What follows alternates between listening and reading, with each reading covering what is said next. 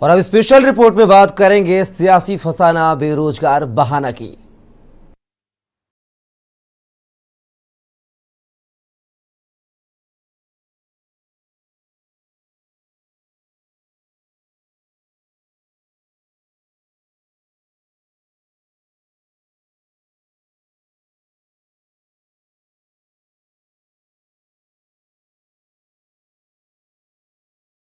उत्तराखंड में बेरोजगार युवाओं के मुद्दे पर सियासत जारी है।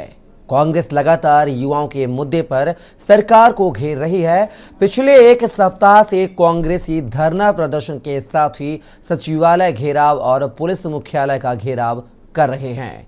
कांग्रेस बेरोजगार युवाओं पर हुए लाठीचार्ज का विरोध कर रही है। जेल में बंद बेरोजगार युवाओं को बिना शर्त रिहा करने, राज्य में अब तक हुई भर्ती परीक्षाओं की सीबीआई जांच कराने समेत बेरोजगार युवाओं को सभी मांगों को सरकार से पूरा करने की मांग कर रही है।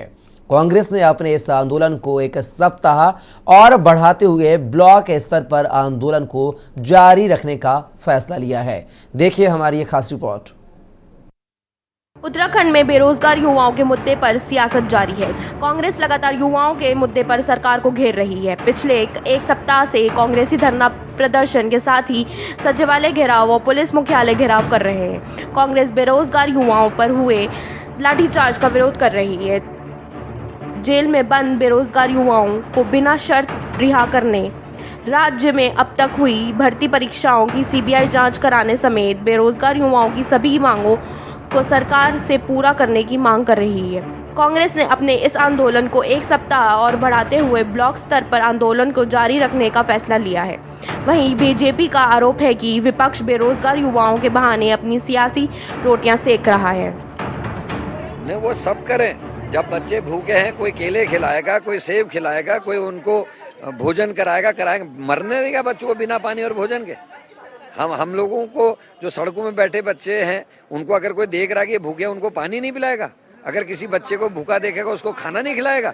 ये कैसी मतलब कोई अंग्रेजों का शासन चल रहा है? लोकतंत्र है और सबको अपना अभिव्यक्ति का अधिकार है, सबको विरोध करने का अधिकार है, सबको किसी की तारीफ करने का अधिकार है।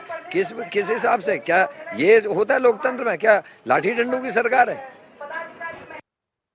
बेरोजगार युवाओं के जिस प्रकार का प्रदर्शन उनका था और जिस प्रकार से प्रदर्शन के अंदर कुछ लोग घुस गए थे और उन्होंने जिस प्रकार की चीजें की हैं, उन सब चीजों को लेकर के सरकार ने कमिश्नर को अपॉइंट किया है और ये भी कहा है कि अगर जो जांच किसी प्रकार से कोई जुडिशियली जांच भी चाहते हैं तो जो भी इनकी मांगे उनको पूरा करने का काम हम करेंगे।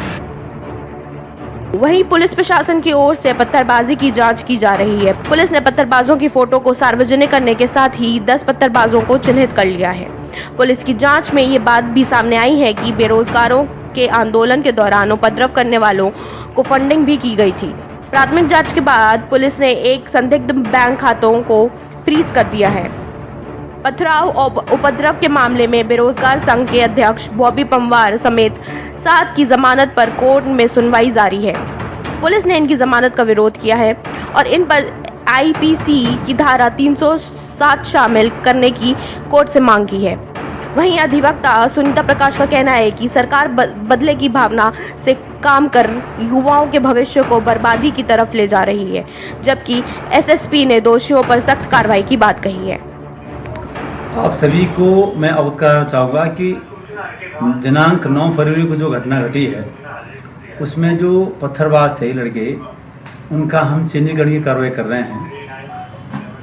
साथ ही साथ अवगत कराना चाहूँगा कि इसमें इस पूरे घटनाक्रम में जो षड्यंत्रकारी हैं, जैसे इस घटना को वित्तीय पोषण करने वाले, सोशल मीडिया में जो भ्रामक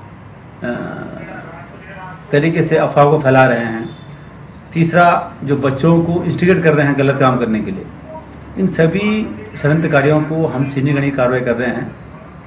मैं आप सभी से आह्वान करना चाहूँगा कि कृपा करके अगर कोई इस तरह की गतिविधियों में संलिप्त है वो ऐसे गलत काम न करें और पुलिस विभाग इन सभी प्रकार के लोगों को चिन्हित करके उनके खिलाफ हम विधिक कार्रवाई करने जा रहे हैं। देखिए, मेरे को जहाँ तक लग रहा है कि यहाँ पे जो सरकार जो है बदले की भावना से जो काम कर रही है, मेरे ख्याल से उनको इतना समय नहीं लेना चाहिए, बच्चों का भविष्य का देखना चाहिए। जितने भी छात्र हैं वहाँ पे, आंदोलित छात्र हैं, जो सभी के सब पढ़ने वाले बच्चे हैं, उनका इतना समय ना गवा करके परीक्षा की तैयारी करने का समय उनका है। सरकार को इस पर जल्दी से जल्दी फैसला लेना चाहिए। जो बॉबी पवार हैं उनकी रिहाई होनी चाहिए। बाकी और भी जो उनके साथ में छात्र उनको समर्थन दे रहे हैं उनकी भी रिहाई होनी चाहिए। साथ ही साथ जो है उन्हें से धाराएं हटनी चाहिए। 307 बड़ी संगीन धारा है, इसमें 10 साल से लेके उम्र कैद की सजा है और आर्थिक दंड भी है इसमें। बेरोजगार युवाओं का आंदोलन अब सियासत का नया केंद्र बिंदु बन गया है। जो आंदोलन युवाओं की हक की आवाज को बुलंद करने के लिए शुरू हुआ था, वो अब बदला लेने तक पहुंच गया है।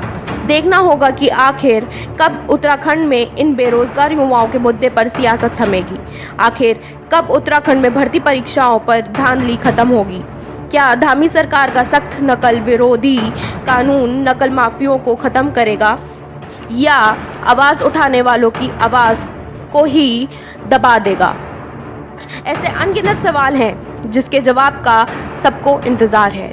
देहरादून से के न्यूज़ इंडिया के लिए अंकित काला की रिपोर्ट।